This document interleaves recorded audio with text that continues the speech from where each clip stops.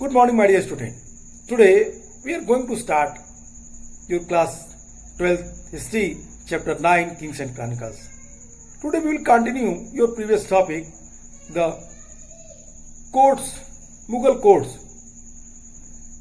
In this topic, we have discussed in my previous video about the customs, the rituals, the practices, जो traditions थे कैसे follow होते थे और क्या रूल्स थे उनके, इन चीजों पे हमने बात की.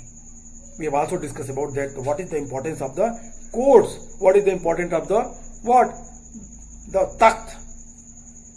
On that, the kings was seated on the throne. जब राजा अपनी गद्दी पे बैठता था उसका क्या मतलब था? We have also discussed that the court and their glamour, the court and their grandness, that mirrored the power of the emperor.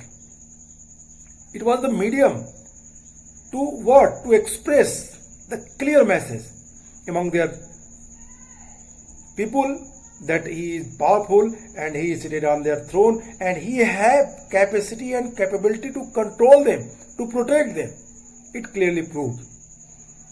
The court glamour was started first time on the very vast level, the Balban, who was Sultanate king, Sultan. And then after we have seen, Balban also started the Sizda and Pabos. That was replaced by Shahjahan. Sizda and Pabos.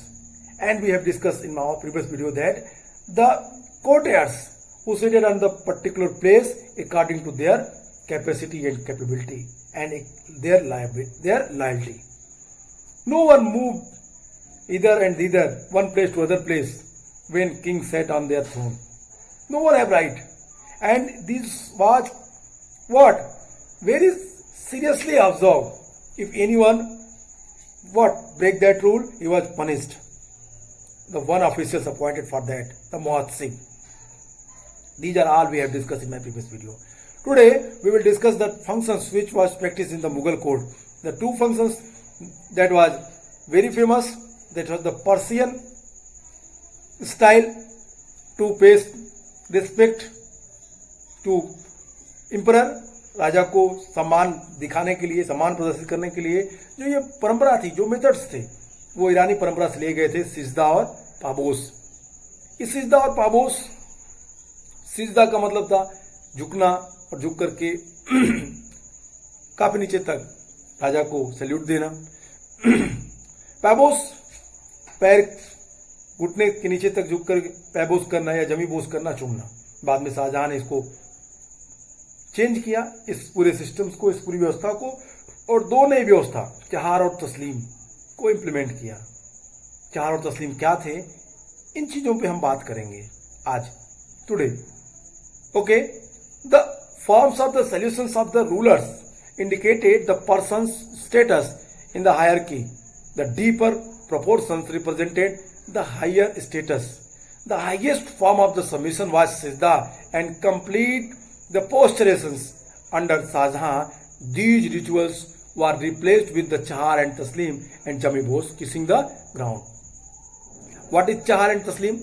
Chahar and Taslim is mode of solutions which began with placing the back of the right hand on the ground and raising the gentle till person stand erect. When he put the palm of his hand upon the crown of his head, it is done 4 chahar times taslim, the literally meaning submission. ये दो चीजें थी. Definitions को देखिए तो कहता है कि जो अभिवादन के 4 तस्लीम तरीका है, उसमें क्या होता है, दाएं हाथ को जमीन पर रखने से शुरू होता है और अपनी जो हथेली है, हथेली को ऊपर की ओर होती है, और उसके बाद हाथ को धीरे धीरे उठाते हुए जो व्यक्ति खड़ा होता है उसकी तरफ सिर क्या करते हो, ऊपर रखते हुए वो पीछे की तरफ चले जाते हैं. ये जो तलहटी सिर के ऊपर रखता है और इस जो तस्लीम 4 बार की जाती है, इट मीन 4 टाइम्स झुक करके, हथेली को नीचे करके और पूरा ऊपर कमर को इरेक्ट करके, झुका करके 4 बार ऊपर से नीचे तक तस्लीम 4 बार की जाती थी और जो ये फंक्शंस था यही था चार तस्लीम।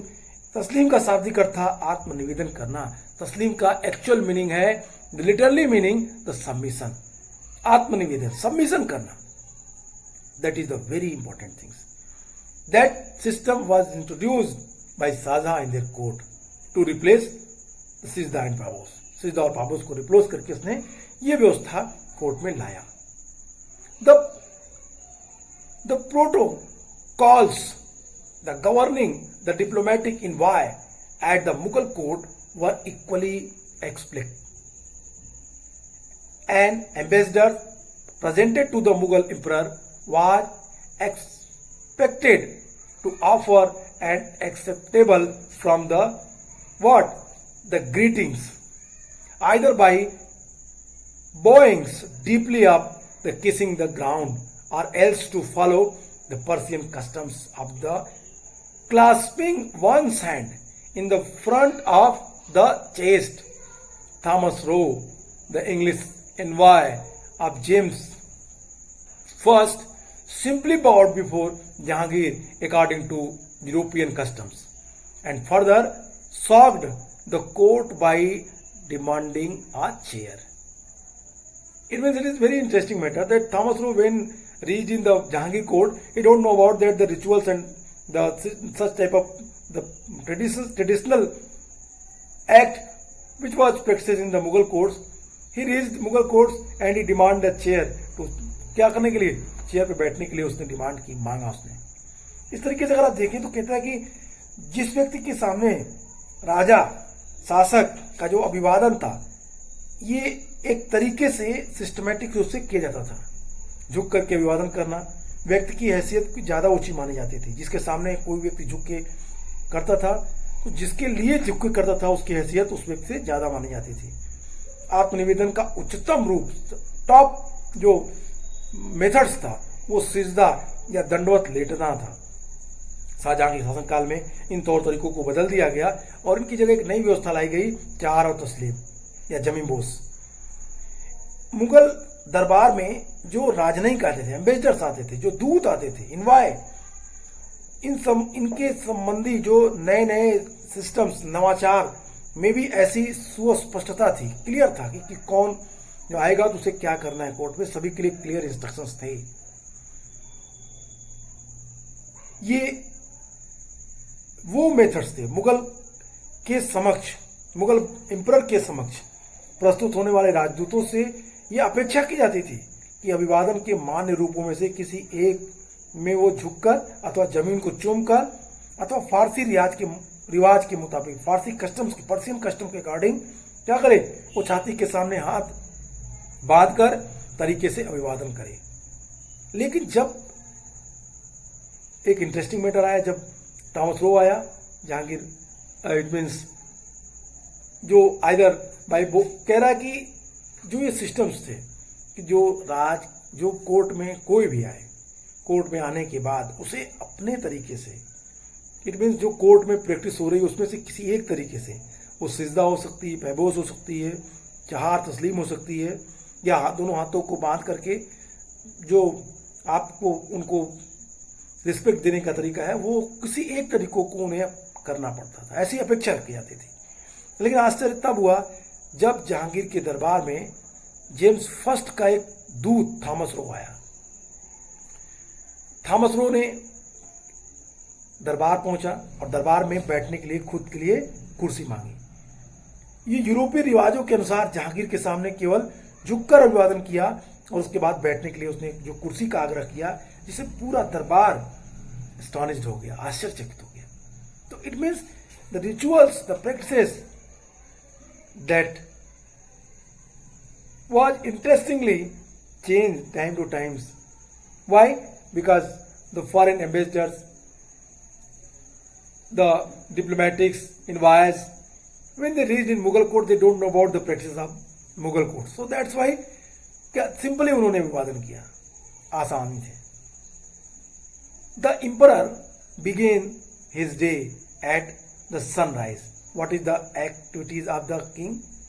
कैसे क्या एक्टिविटीज थी किंग की? Let us discuss.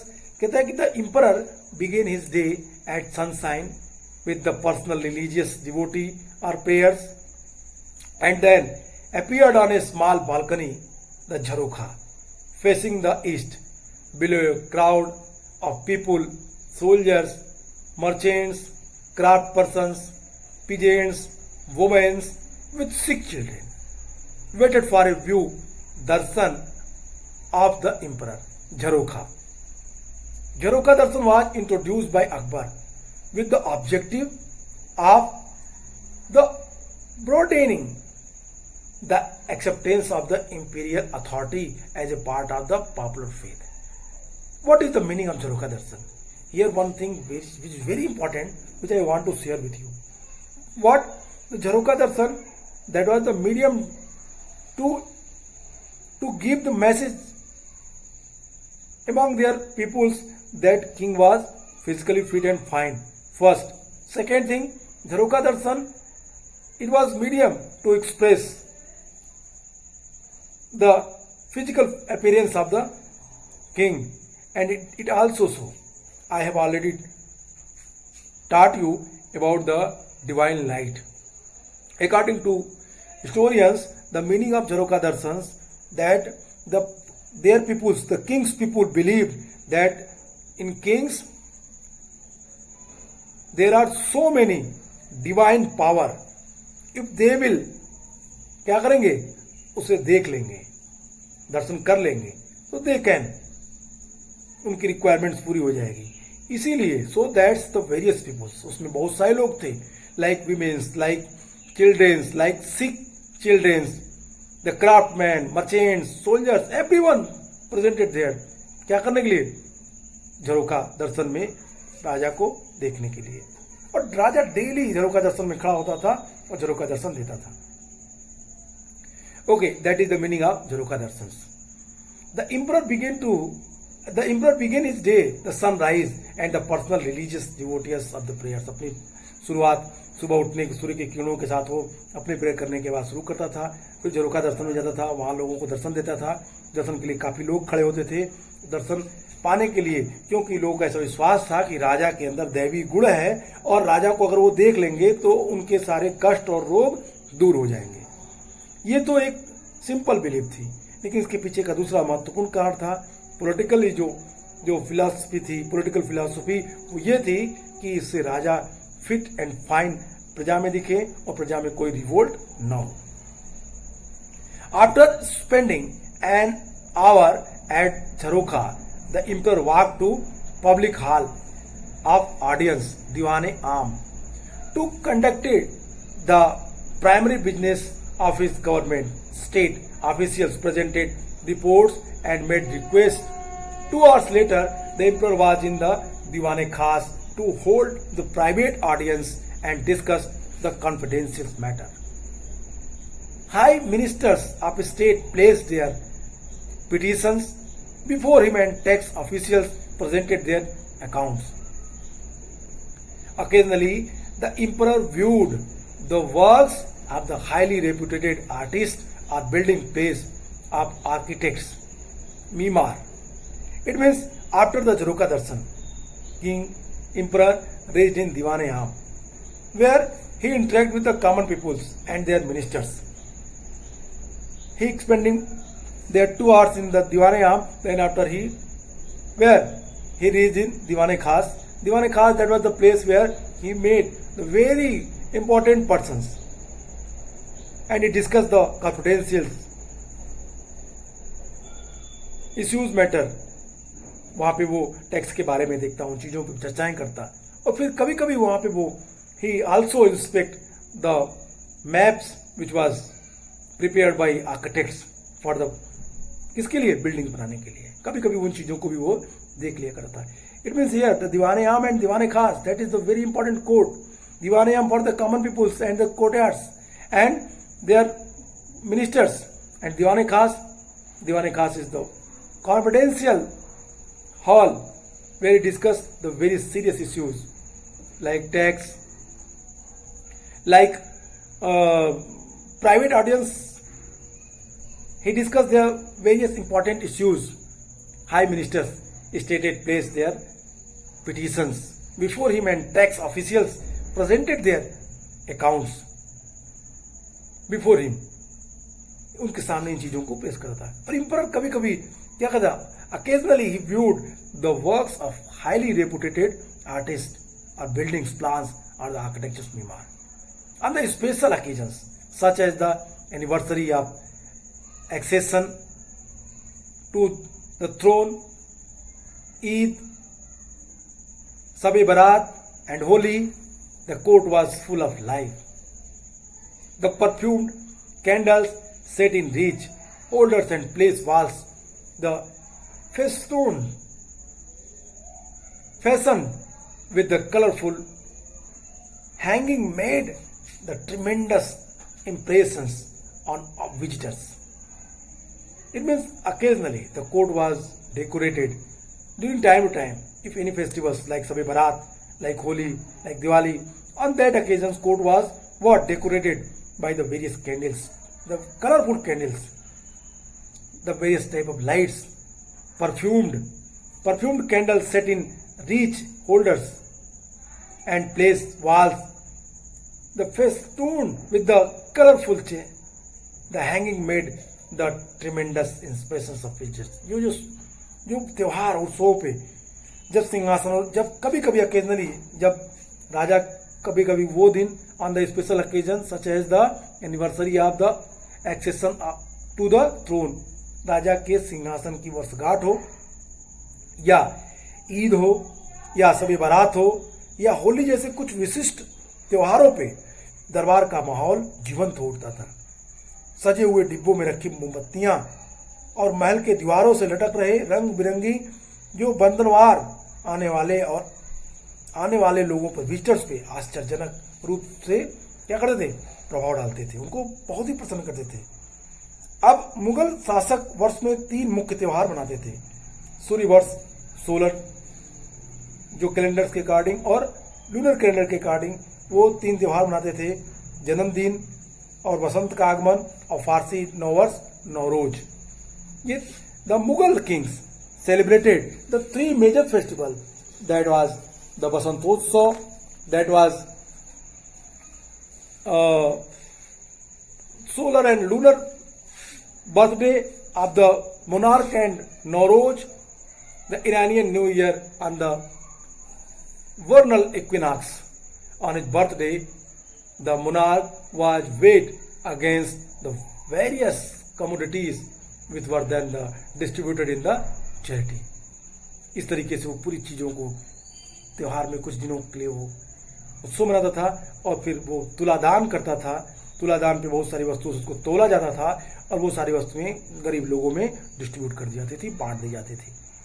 तो इस तरह के त्यौहार और ये मुगल कोर्ट की भव्यता के बारे में डिटेल किया गया है. कंटेम्प्रेरी क्रॉनिकल्स में we have find the various information about the court and their glamour and all the practices which was happening in court. We can easily understand having read that. Even if this paragraph, the many more information are also given, like the festival that was celebrated occasionally time to time, Nowruz, the successions, राजा की वर्षगांठ मनाई जाती थी, ईद, शब-ए बारात जैसे त्योहार मनाए जाते थे. साथ ही साथ we also read about that the court and their courtiers, they were appointed according to their loyalty, according to their post, according to their capability. And we have also discussed that the kings, any ambassadors, any envoys who reached in court, they have to follow the rules and regulations which was implemented by the court. If anyone try to violate the rule which was implemented in court, if anyone violated that, क्या होता था, फिर उसको punish किया जाता था. He was punished by the court officials. तो हमने कोर्ट की भव्यता के बारे में यहाँ देखा, हमने इन चीजों को देखा कि कैसे कैसे डेवलपमेंट हो रहे थे और कैसे उनका विकास हो रहा था. Next topic, titles and gift. Titles and gift we also discuss. This is very easy topic.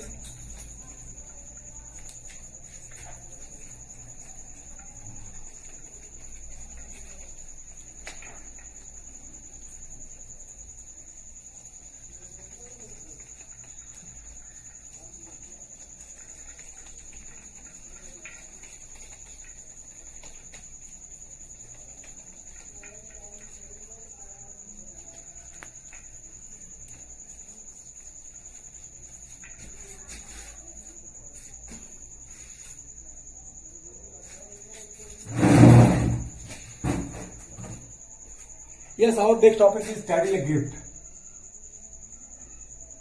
Title and gift.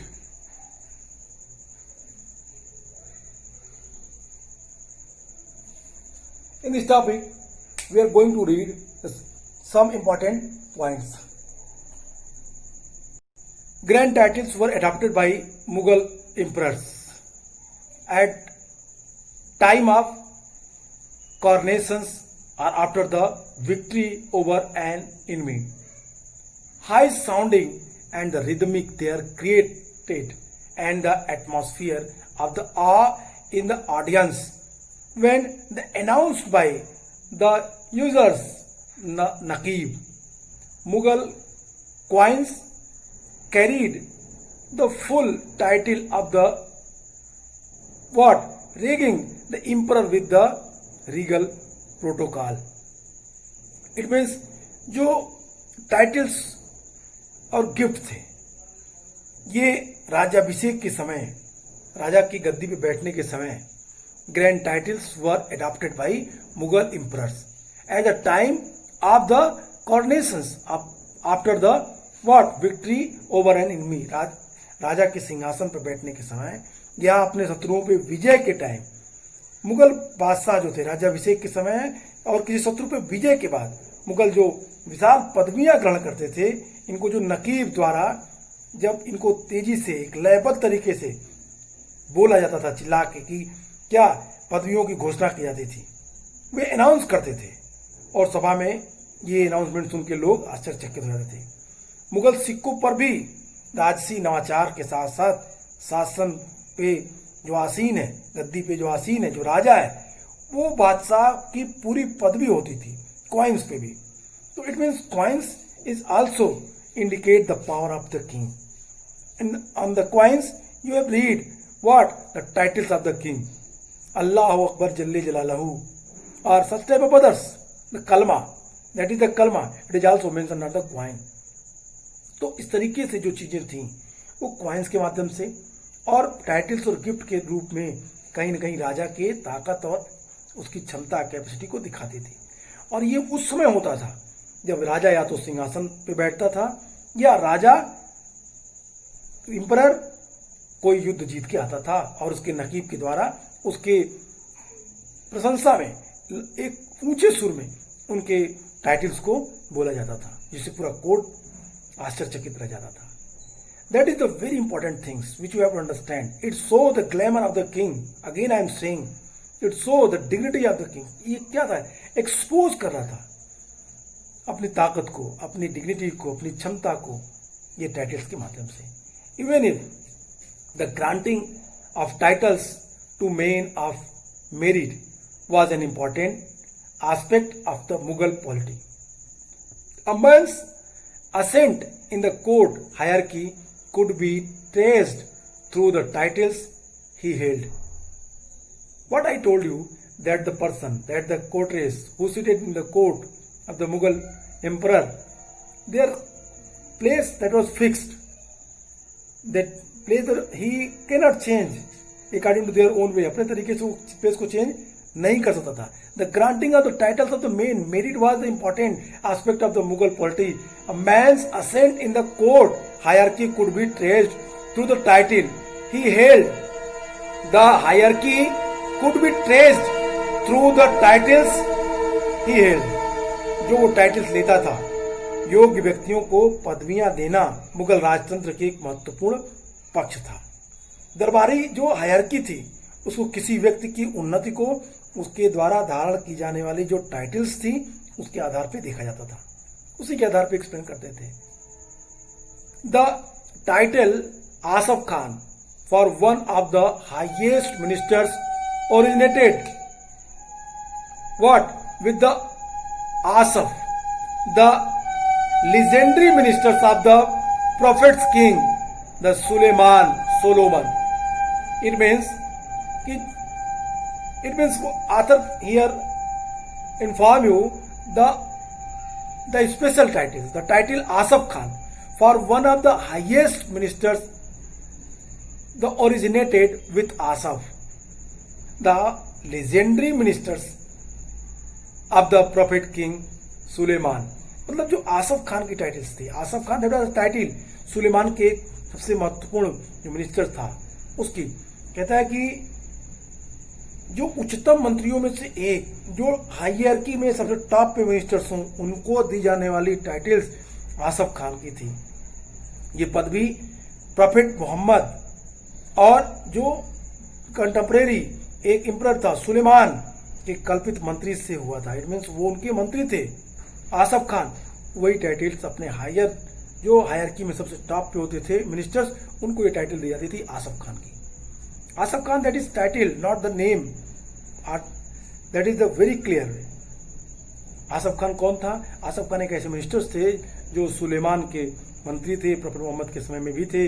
तो ये एक महत्वपूर्ण सम्मानजनक पदवी थी जो मुगल दरबार में सबसे महत्वपूर्ण मंत्रियों को दी जाती थी। The title Mirza Raja, the accorded the Mirza the title Asaf Khan also. Asaf Khan, here you can see the various titles I have mentioned.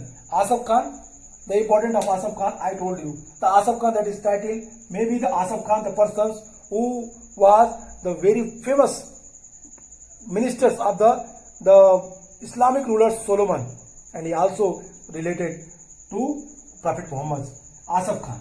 And so that's why in the Mughal court, the court ministers where post is in the hierarchy on the top level, he entitled the title Asaf Khan. वो आसफ खान की title इसको दी जाती थी। Next Mirza Raja. Mirza Raja, the title was given by Aurangzeb to their what? The army generals Jai Singh and Jaswant Singh. Next title, the Jari Kalam. When I taught you the painted image, I told you the Nastaliq method that was the very much liked by Akbar. The Nastaliq methods, the Jari Kalam, Muhammad Hassan was the very good calligrapher. The title was given by Akbar to Muhammad Hussain Jari Kalam. Similarly, Khan Khana. Khan Khana was the post. Khan Khana was the title. First time Khan Khana title किसकी थी? ये बैरम खान की titles थी। बैरम खान जो अकबर के bodyguard के रूप में थे, जो अकबर के गार्जियनशिप, जिनके गार्जियनशिप में अकबर ने राजगद्दी प्राप्त की, 1556 to 60 तक राज किया। बैरम खान की टाइटल्स थी खान खाना की। बाद में ये खान खाना की टाइटल्स अब्दुल रहीम को दे दी गई और फिर अब्दुल रहीम खान खाना अकबर के नवरत्नों में से एक थे अपनी विशेषता के लिए। फिर अगली टाइटल्स थी जगत गुरु, योग प्रधान, जैन संतों को अकबर के द्वारा दी गई थी। It means here the various titles, it was distributed by the Mughal emperors time to time. It show what? The speciality, it show the importance of particular persons who was entitled by that. जो इस title के द्वारा entitled होता था Mughal emperor के द्वारा, वो इनकी हैसियत को दिखाती थी। A very interesting story which we discuss in this topic, the Mir Khan. Mir Khan, he want that कि उसके नाम के आगे अमीर ए लग जाए, अलिफ लग जाए, अलिफ का ए, इट मीन्स अमीर खान हो जाए। उसने औरंगजेब को 1 लाख रुपए देने की बात की थी, but Aurangzeb not accepted that. अमीर खान, इट मीन्स ए लगाने के लिए उसने 1 लाख रुपए दिए। That is the very important things. The titles could be earned और paid for. Mir Khan offered Rs 1 lakh to Aurangzeb for the letter Alif, that is A, to be added to his name to make it Amir Khan, but Aurangzeb denied. Other awarded include the robe of honor, the khilhat.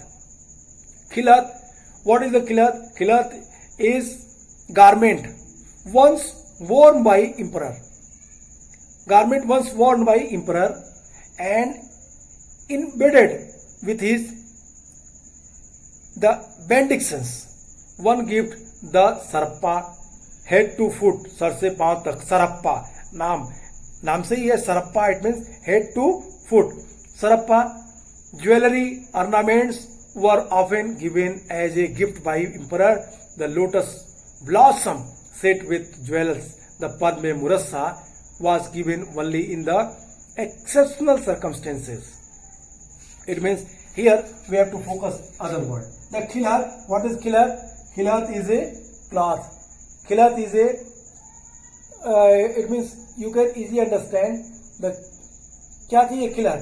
Garments थी. खिलत that was garments which was worn by emperor.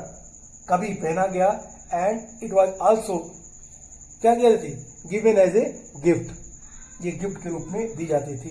लोगों का मान्यता था कि राजा ने एक बार पहना, डिवाइन पावर उसके अंदर आई होगी उस कपड़े में और वो हम पहन के अब सम्मानित महसूस करेंगे. Second the sarapa. Sarapa if you derive that word सर एंड अप्पा, सर एंड पैर, सर से पैर तक पहनने वाला कपड़ा. It is also the gift which was given by emperor to their courtiers and their किसके जिसको वो चाहे. And Padma Murassa that is the what? That is the ornaments. Padma Murassa एक ऑर्नामेंट्स था, एक बहुत ही सुंदर चीज थी. किस चीज की? The lotus blossom set with the jewels. एक लड़ियां लगी हुई कमल के एक क्या मणिक और मोतियों से जुड़ी हुई कमल की पंखुड़ियां द्वारा रत्न जड़ित गहनों का सेट जिसे पद्म मुरस्सा कहा गया, इसको भी उपहार के रूप में दिया जाता. हमने खिलत की बात की. खिलत जिसे पहले कभी न कभी बादशाह द्वारा पहना गया हुआ होता है, इसलिए यह समझा जाता है कि बादशाह का इसमें आशीर्वाद है. ये बादशाह के आशीर्वाद का प्रतीक है. सरप्पा सर से पांव तक पहनने जाने वाला कपड़ा था.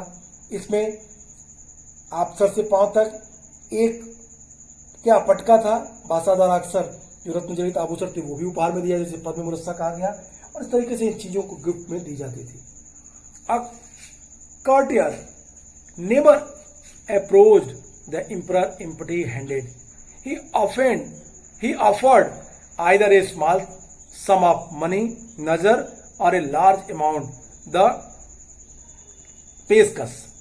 In the diplomatic relation with gift were regarded as a sign of honor and respect.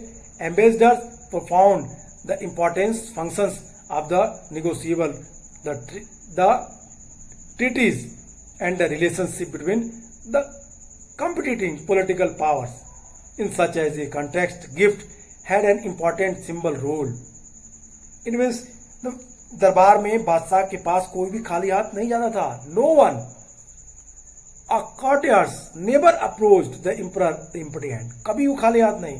He offered either a small sum of money, nazar, or large amount पेशकश. कम से कम छोटे अमाउंट में नजर या बड़े अमाउंट में उसको पेशकश लेके दरबार में उपस्थित होना पड़ता था. The peshkash play very important role in what? The diplomatic treaties. Diplomatic treaties में पेशकश का बड़ा महत्वपूर्ण रोल था.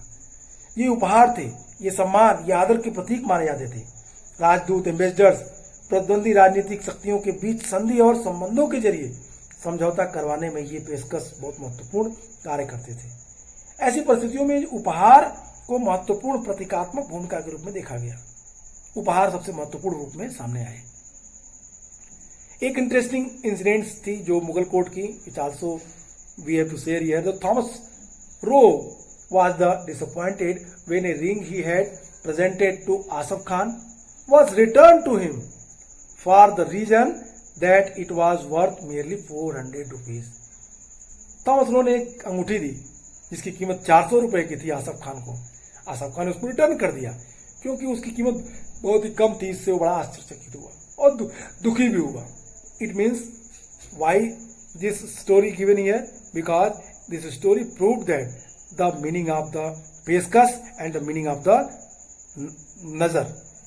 It play very important role in court to maintain what? The diplomatic treaties, to interact with the kings. If anyone want to some privileges to the Mughal courts, he what?